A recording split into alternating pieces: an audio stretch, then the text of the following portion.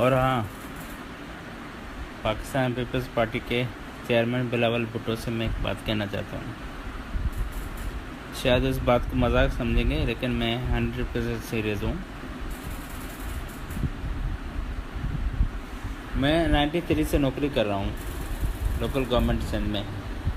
मुझे ये बताया जाए, बिलावल साहब से मेरा स्पेशली ये क्वेश्चन है कि आपके मिनिस्टर आगा सराय दुरानी, शर्जील मेमन, जाफ़र ख्वाजा और इसके अलावा वो क्या नाम है उसका, सखर का, सैयद नासिर शाह तो जो ना बाथरूम से जो ना तौलिया बांध के बाहर निकल आता है रिश्वत लेने के लिए।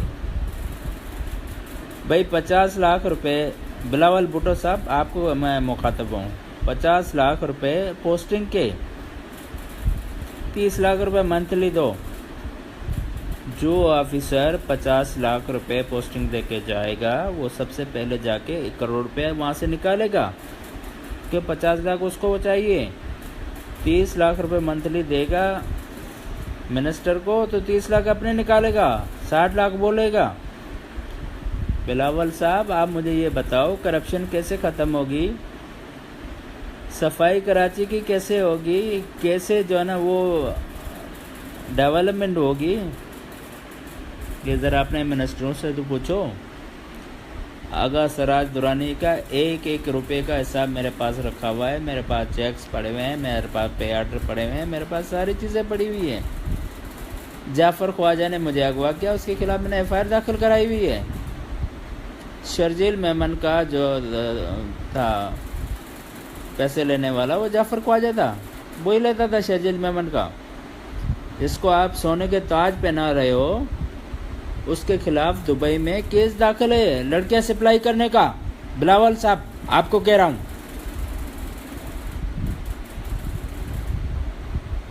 अपने वालिद साहब से पूछो।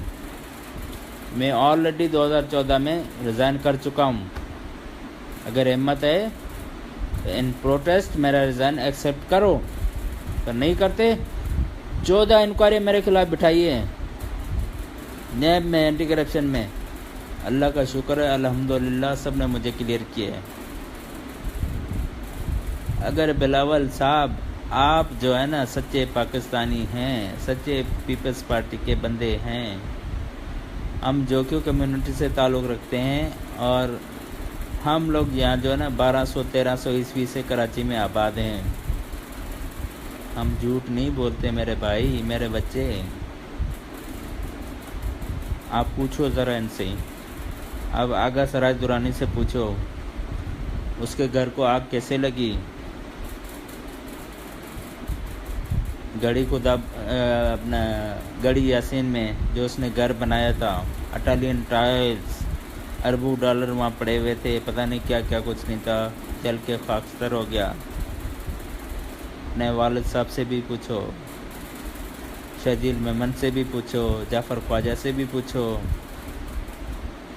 और जो बाथरूम से टावल पहन के बाहर निकलता था पैसे लेने के लिए, मुझे जो शर्म आती है उसको सैयद कहते हुए, नासिर शाह को। हमारे नबी सल्लल्लाहु अलैहि वसल्लम ने आखिरी खुतबा दिया था हज्जतुल वदा पे कि किसी अरबी को अजमी पे फोकित नहीं है, किसी काले को गोरे पे फोकित नहीं है। तो मेरी नज़र में वो सैयद नहीं है, अच्छा इंसान वो है जिसके अमाल अच्छे हो।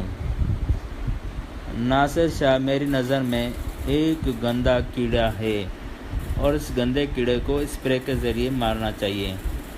बिलावल भुट्टो साहब आप अपनी पार्टी को संभालो। राजा रज़ाक, मैं जानता हूँ उसको, राजा रज़ाक को आप नहीं जानते। बिलावल साहब मेरे साथ पान की थैलियाँ लेके हाजी तेरू जो कि होटल पे पान की थैलियाँ बेचता था। 500 की थैली मैं बेचता था, 500 की थैली राजा रज़ाक बेचता था। आज राजा रज़ाक अरबोपति है। कहाँ से पैसा आया? उसके बाप की कमाई थी क्या? पूरा मलिर भेज दिया,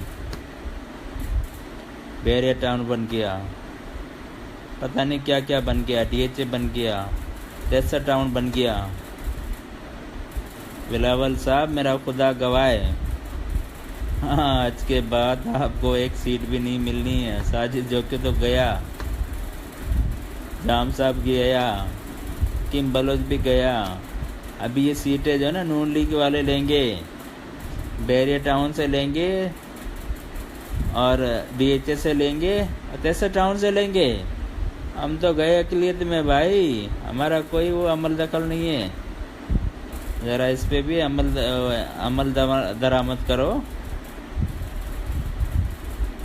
मैं बेनज़ीर की शादी में शरीक था। आपकी वालदा की जब शादी हुई थी तो हम लोग ट्रक किराए पे करके जो है ना वो ककरी ग्राउंड गए थे लियारी में।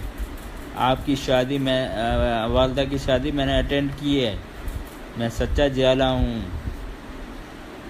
अगर बिलावल साहब आप भुट्टो बनोगे मुल्क तरक्की करेगा, अब ज़रदारी बनोगे गया भैंस पानी में।